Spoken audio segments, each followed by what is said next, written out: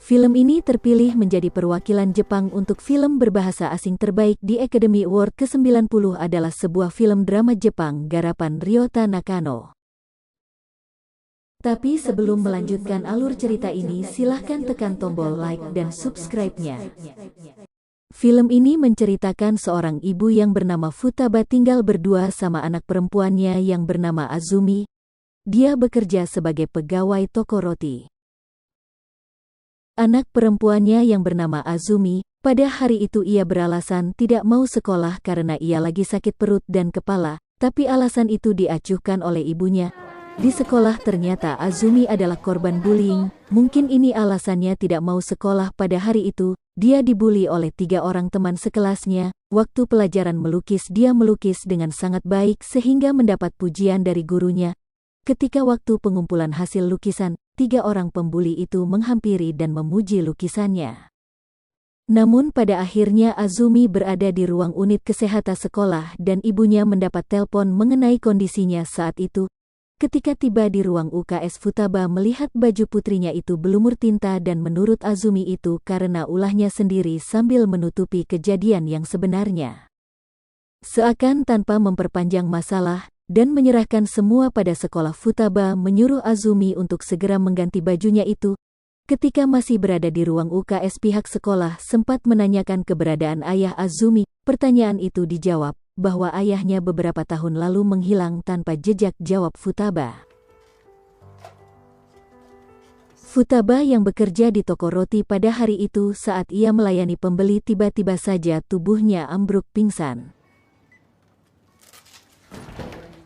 Kemudian ia memeriksakan diri pada sebuah rumah sakit, yang pada awalnya Futaba dengan wajah ceria siap mendengarkan hasil dari diagnosa dokter. Dengan wajah serius dokter menjelaskan hal itu tapi sempat ditegur oleh Futaba, agar jangan terlalu serius goda Futaba. Dokter itu tetap dengan wajah yang datar dan serius memberitahukan bahwa Futaba sekarang menderita kanker stadium 4, adapun kankernya itu adalah kanker pankreas. Sekarang sel kanker itu lagi menggerogoti liver dan ginjal, sangat mungkin sel itu menyerang otak. Wajah Futaba awalnya ceria, setelah mendengar vonis dokter tersebut wajahnya berubah menjadi sedih. Futaba lantas berusaha mencari suaminya yang hilang entah di mana. Berbekal foto yang dia punya, ia menyewa jasa seorang detektif. Rupanya pencarian itu tidak sia-sia. Ia menemukan Kazuhiro, nama suaminya itu, lagi berada di dalam sebuah rumah kontrakan. Seperti biasanya pada setiap tanggal 25 April, Futaba selalu mendapatkan kiriman paket dari temannya yang bernama Kimi Sakamaki. Paket tersebut berisi kepiting Takaas Higani, yaitu kepiting laba-laba Jepang yang disukai oleh Azumi, dan Azumi selalu disuruh Futaba mengirim surat balasan sebagai ucapan terima kasih. Betapa terkejutnya Kazuhiro melihat sosok Futaba setelah ia membuka pintu yang diketuk dari luar. Keterkejutannya seketika itu hilang menjadi kesakitan. Setelah jidatnya dipukul oleh Futaba dengan entong sayur yang tadi berada di tangannya, pukulan itu sampai mengeluarkan tetesan darah dari jidatnya. Futaba memberitahukan alasan ia mencari Kazuhiro bukan karena untuk menghukumnya, ia mencoba untuk mengatakan bahwa sisa umurnya mungkin tinggal 2 atau 3 bulan lagi.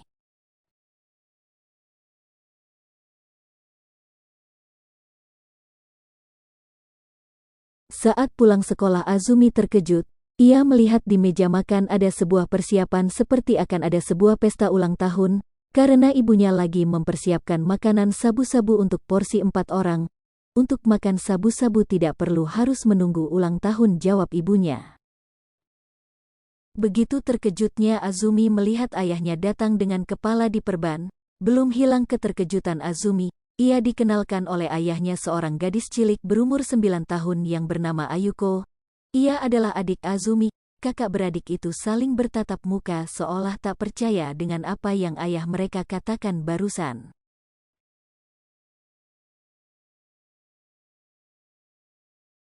Saat berada di meja makan, Kazuhiro, ayah Azumi, yang dulu hilang dan sekarang telah kembali itu mulai bicara di dalam suasana kesunyian. Lantas tak selang berapa lama Azumi pamit meninggalkan pesta kecil itu, seakan-akan ada yang salah dengan omongan ayahnya barusan. Ia pergi duduk merajuk di dalam toilet. Ayahnya mencoba menjelaskan dari luar dengan hati-hati permasalahan yang menimpa dirinya kepada anak gadisnya itu. Ia pun kemudian bercerita 11 tahun yang lalu ia bertemu dengan seorang gadis yang bernama Sachiko. Setelah pertemuan yang lama itu Sachiko kemudian hamil. Perempuan itu ingin dirinya bertanggung jawab dan hidup bersama dengannya. Tapi kurang dari sebulan Sachiko telah pergi meninggalkan rumah tanpa memberi kabar keberadaannya di mana sekarang. Azumi keluar dari WC dengan muka yang cemberut sambil berlalu mengatakan ia tak mendengar apa yang ayahnya katakan tadi. Saat sarapan Futaba mengatakan bahwa usaha pemandian air panas punya mereka yang dulu ditutup, sekarang telah dibuka lagi dan dikerjakan 4 orang yang ada di rumah ini. Futaba pun memberi aturan bila tidak bekerja jangan harap bisa makan. Dan nampaknya babak baru pun dimulai di kehidupan mereka. Selanjutnya mereka pun membersihkan pemandian yang kotor tak terawat itu karena sudah lama tidak dipakai. Azumi entah merasa kesal dia masih belum bisa bicara dengan adiknya Ayuko, sampai saat mereka berdua diberi tugas untuk memberi selembaran kertas promo pemberitahuan bahwa pemandian air panas kono dibuka kembali. Azumi mencoba bicara pada Ayuko. Mungkin dilandasi rasa penasaran dengan mengatakan apa benar ia putri ayahnya. Pertanyaan itu pun dijawab oleh Ayuko. Sebenarnya dia juga tidak yakin itu ayahnya, karena ia seperti orang yang tidak bisa membaca dan lambat dalam berhitung tapi ia disuruh ibunya memanggil ayah. Azumi nampaknya tidak terima apa yang barusan dikatakan Ayuko. Ia lalu menjelaskan bahwa orang tua ayahnya itu meninggal saat ia masih muda dan ia berhenti sekolah untuk melanjutkan usaha pemandian air panas orang tuanya. Pemandian air panas kono itu pun dibuka dan dipadati pengunjung. Hati Futaba pun menjadi senang mereka berbagi tugas ia bertindak menjadi kasir dengan tarif 80 yen per orang sedangkan Kazuhiro mengawasi perapian. Saat Kazuhiro menemani Futaba untuk periksa di rumah sakit, betapa terkejutnya ia bahwa dokter itu mengatakan bahwa sel kanker telah menggerogoti keseluruhan tubuh istrinya, untuk operasi dan terapi radiasi sudah tidak bisa dilakukan lagi. Dokter itu meminta agar Kazuhiro lebih menjaga kesehatan istrinya untuk kedepannya. Sebelum mereka pulang Kazuhiro meminta agar Futaba mencari rumah sakit di Tokyo yang lebih besar. Pasti ada harapan untuk kesembuhannya, namun Futaba seolah sudah pasrah. Ia tidak ingin memperpanjang sisa hidup lagi, ia mau ada sesuatu yang bermanfaat ingin dilakukan untuk sisa hidupnya.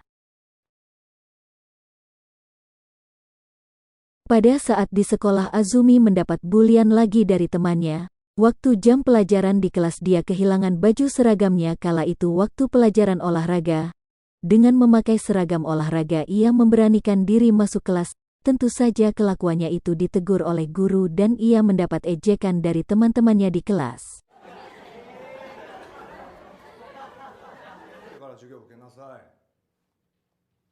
Saat malam hari di rumah Kazuhiro ayah Azumi meminta pada Futaba untuk membelikannya baju seragam yang baru, namun permintaan itu tidak disetujui oleh Futaba.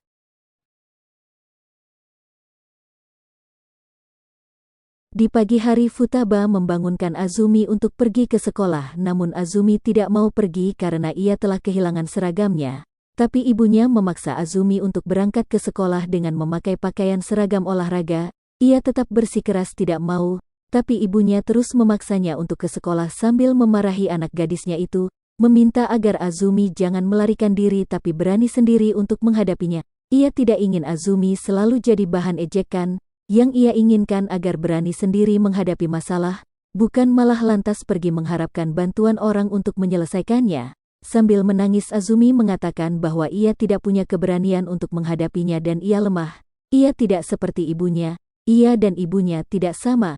Dengan raut muka sedih Futaba meninggalkan anak gadisnya itu dengan berlalu sambil berucap, mereka berdua tidak berbeda. Ketika Futaba merenung memikirkan anak gadisnya itu, tiba-tiba ia dikejutkan oleh Kazuhiro mengatakan bahwa Azumi berangkat ke sekolah dengan memakai seragam olahraga. Futaba langsung memberikan sekaleng susu pada Kazuhiro karena Azumi tadi belum sempat sarapan. Futaba pun senang karena usahanya agar Azumi pergi sekolah berhasil. Sesampainya di ruang kelas tentu saja Azumi lagi-lagi mendapatkan cemoohan ejekan dari temannya. Di saat Ayuko pulang dari sekolah, ia menjumpai Futaba yang lagi menunggu Azumi pulang sekolah. Karena ia juga sesungguhnya merasa khawatir akan keadaan Azumi, Ayuko menjadi terdiam. Ia sebenarnya merindukan sosok seorang ibu yang mau menemani kala ia kesusahan, dan ia ingin mendapatkan kasih sayang serta perhatian seperti itu. Kala di ruang kelas, Azumi membuat seisi kelas jadi heboh sambil berdiri di depan guru dan teman-temannya di kelas. Ia meminta agar baju seragam yang disembunyikan itu dikembalikan padanya. Kehebohan di kelas bertambah, sambil melucuti baju seragam olahraganya satu persatu yang hanya menyisakan bra dan celana dalamnya saja. Dengan suara lirih diiringi desah tangis diikuti nada mengancam, ia beralasan ia menanggalkan pakaiannya karena sekarang bukan pelajaran olahraga dan tak layak memakai baju olahraga. Tak lama setelah berucap ia pun muntah susu.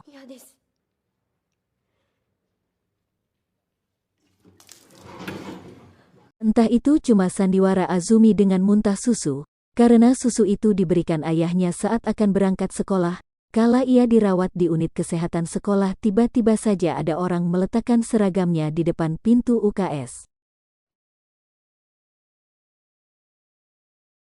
Futaba yang masih dilanda perasaan khawatir akan Azumi menjadi tersenyum puas dan bangga melihat Azumi pulang dengan memakai seragam sekolah. Sambil menangis Azumi berucap bahwa ia mewarisi beberapa sifat dari ibunya. Futaba langsung mendekap memeluk anak gadisnya itu. Sedangkan Ayuko hanya bisa melihat dari kejauhan kasih sayang ibu dan anak itu, seperti apa yang ia rindukan.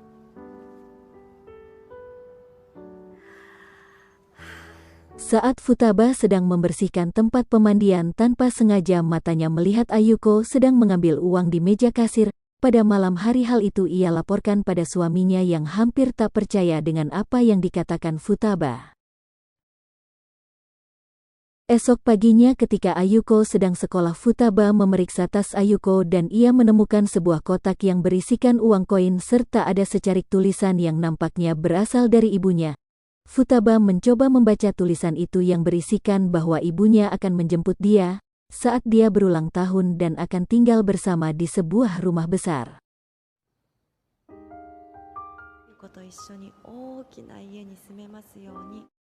Pada malam hari Kazuhiro mencari Ayuko yang pergi dari rumah. Mereka jadi gelisah kemana gerangan Ayuko pergi. Tanpa sengaja mata Futaba melihat kalender dan ia menanyakan kapan ulang tahun Ayuko pada Kazuhiro. Dan ia mengatakan bahwa ulang tahunnya adalah hari ini. Futaba jadi teringat dengan tulisan yang berada di kotak Ayuko tadi pagi. Dengan bergegas Futaba dan Azumi pergi menemui Ayuko.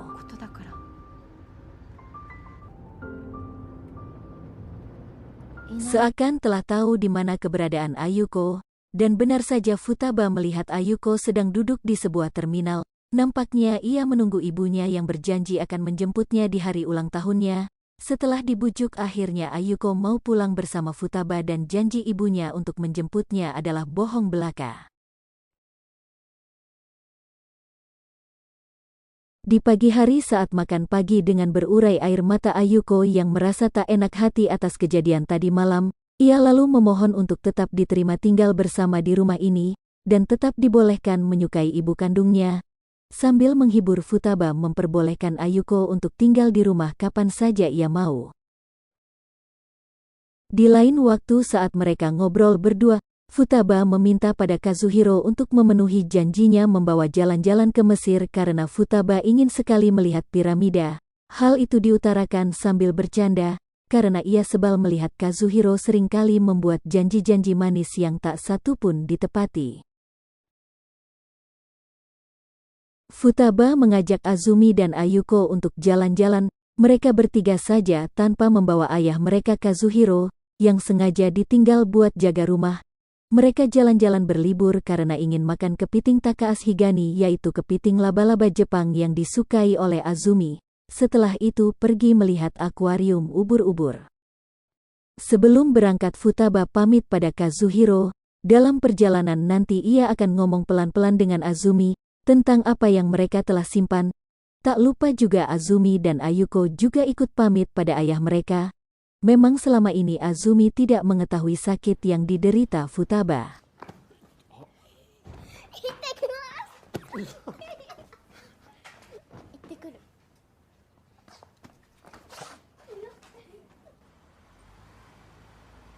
Jadilah mereka berangkat berlibur bertiga. Saat mau makan di restoran lagi akan memarkirkan mobil, tiba-tiba saja ada seorang pemuda yang menghampiri dan dia meminta izin untuk ikut numpang. Futaba pun sempat menolak permintaan pemuda itu, tapi ia merasa kasihan karena pemuda itu menunggu tumpangan 5 jam yang searah dengan perjalanannya.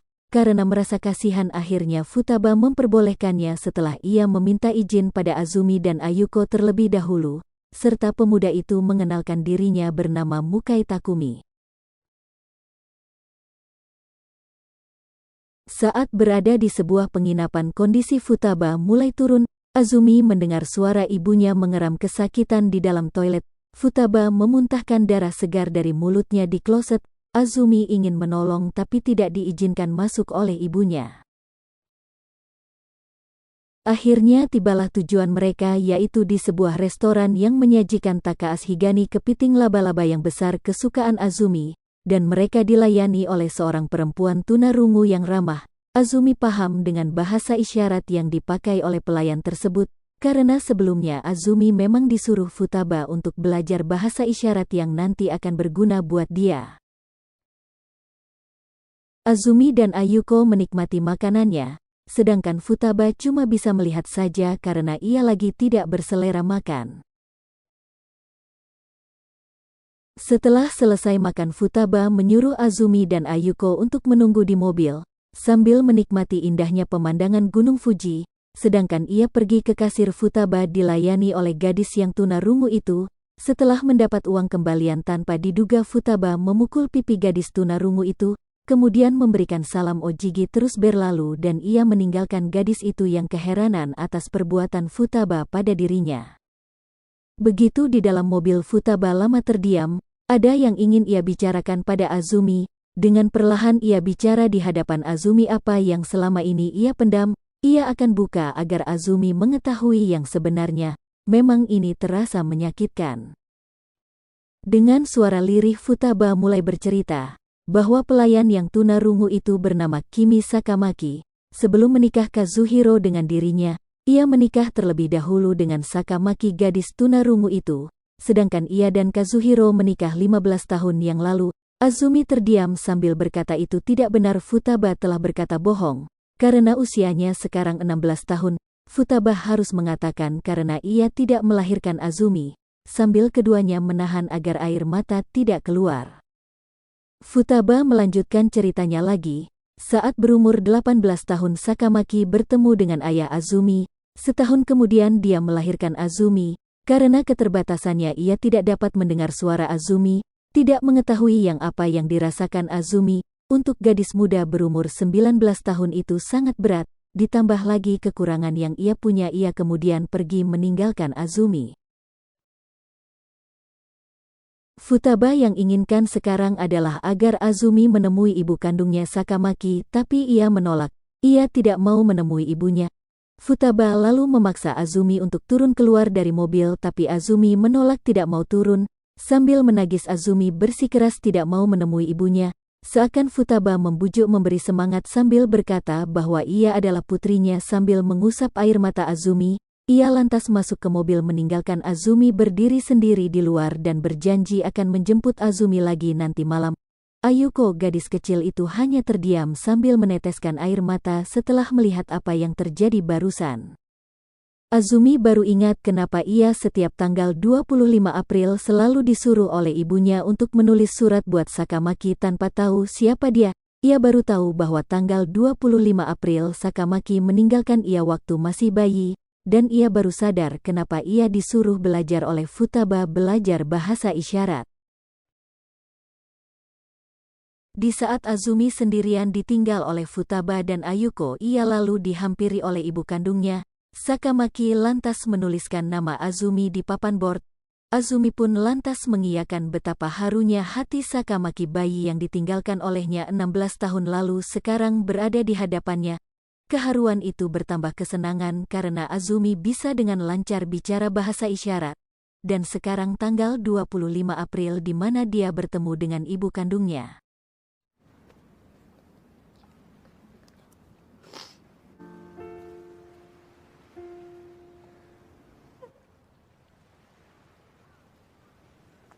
Karena hari sudah mulai malam sesuai dengan janjinya Futaba untuk menjemput Azumi, kondisi Futaba pun sudah bertambah lemah di saat Ayuko dan Azumi mendatanginya. Alangkah terkejutnya kedua anak itu melihat tubuh Futaba sudah roboh lunglai terkapar di atas aspal di samping mobil. Futaba pun dirawat di sebuah pusat terapi kota di mana ia dijenguk oleh Azumi dan Ayuko. Sambil duduk di kursi roda, Futaba bercerita bahwa ia selalu bermimpi bertemu ibunya yang berjanji akan mengambilnya setelah ia dititipkan pada sebuah panti. Azumi juga menambahkan bahwa ibu kandungnya akan datang minggu depan. Saat perjalanan pulang, Azumi minta pada Ayuko kalau nanti akan menjenguk Futaba lagi. Ia minta agar Ayuko berjanji jangan menunjukkan muka sedih di depan Futaba, ibu mereka itu.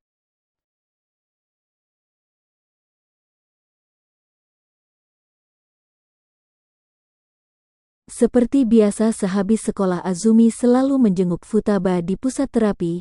Di saat keduanya lagi ngobrol, tiba-tiba datang Takimoto, seorang detektif swasta yang diminta oleh Futaba untuk mencari ibu kandungnya.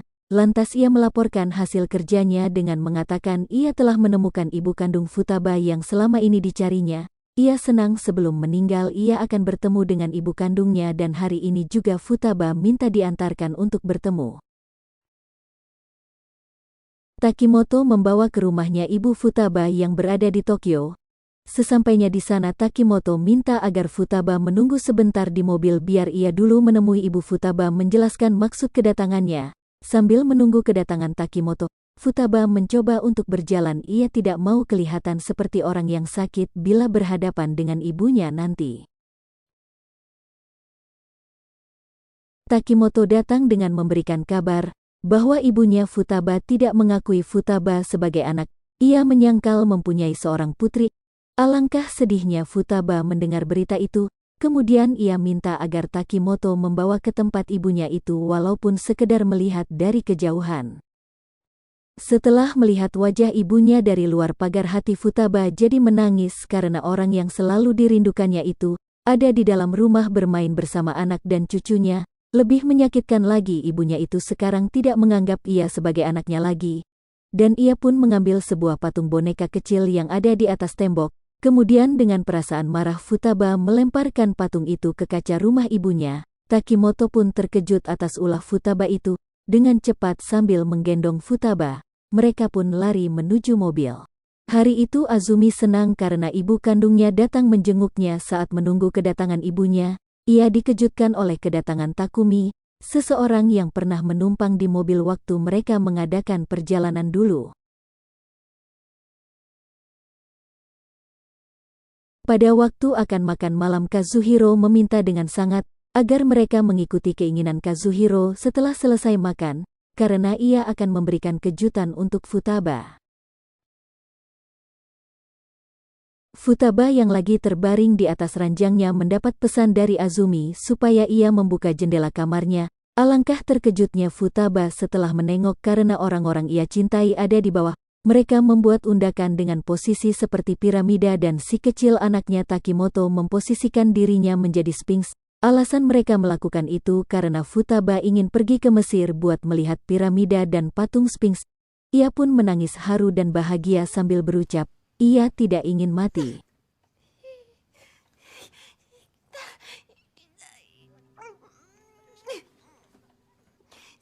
Seperti hari-hari yang lalu, Azumi selalu menjenguk Futaba. Dia lalu menceritakan kegiatan mereka sehari-hari di rumah.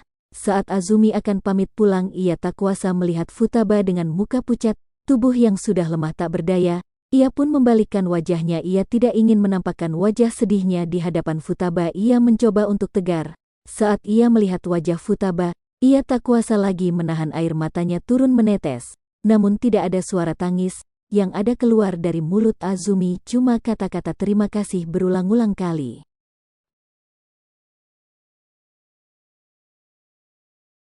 Penderitaan Futaba pun berakhir. Ia meninggal dunia dikelilingi oleh orang-orang yang ia cintai. Mereka mengantarkannya sampai liang lahat, dan mereka yang ditinggalkan akan meneruskan usaha pemandian air panas Kono yang diwariskan.